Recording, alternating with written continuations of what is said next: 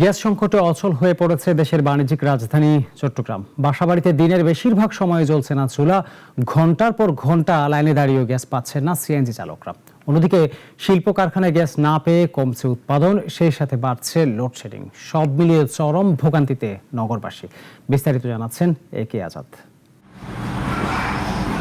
কখন আসবে গ্যাস, এই অনিশ্চয়তাই দিন কাটছে চট্টগ্রামের হাজারো পরিবারের। ঘন্টার পর ঘন্টা পার হয়ে অনেক বাসাবাড়িতে চুলা জ্বলে না।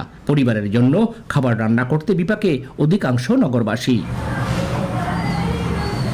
দেশে গ্যাস সংকটের প্রভাব পড়েছে বন্দরনগরীর সিএনজি স্টেশনগুলোতেও। চাপ থাকায় দীর্ঘ লাইন অপেক্ষা করেও অনেক যানবাহনকে খালি ফিরতে হচ্ছে।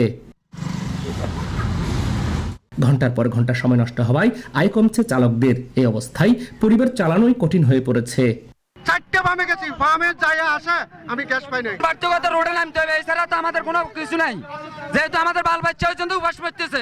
এই পরিস্থিতিতে আমি সংসার চালাবো না, এই কোম্পানি ইনকাম দেবো। এটা সিন্ডিকেট সরকারের দাম বাড়ানোর জন্য। গ্যাস সংকটের বড় ধাক্কা লেগেছে শিল্প খাতেও। পর্যাপ্ত গ্যাস না পাওয়ায় চট্টগ্রামের অনেক কারখানায় উৎপাদন কমেছে 35 থেকে 50% পর্যন্ত। অন্যদিকে গ্যাস ভিত্তিক বিদ্যুৎ কেন্দ্রগুলোতে উৎপাদন কমে যাওয়ায় বেড়েছে লোডশেডিং। ফলে শিল্প উৎপাদন ও জনজীবনে তৈরি হয়েছে দ্বিমুখী সংকট। চট্টগ্রামে প্রতিদিন গ্যাসের চাহিদা প্রায় 350 মিলিয়ন ঘনফুট, তবে জাতীয় গ্রিড থেকে মিলছে প্রয়োজনের তুলনায় অনেক কম।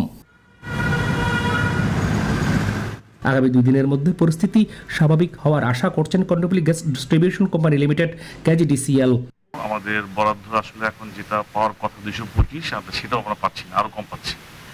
এই জন্যই গত 2-3 দিন ধরে আমাদের সমস্যাটা বেশি হচ্ছে। অসমর্থিত সূত্র থেকে আমরা যেটা জেনেছি যে ইনশাল্লাহ আগামী 5 তারিখে এই পরিস্থিতি ডেভেলপমেন্ট হবে বলে মনে করছি।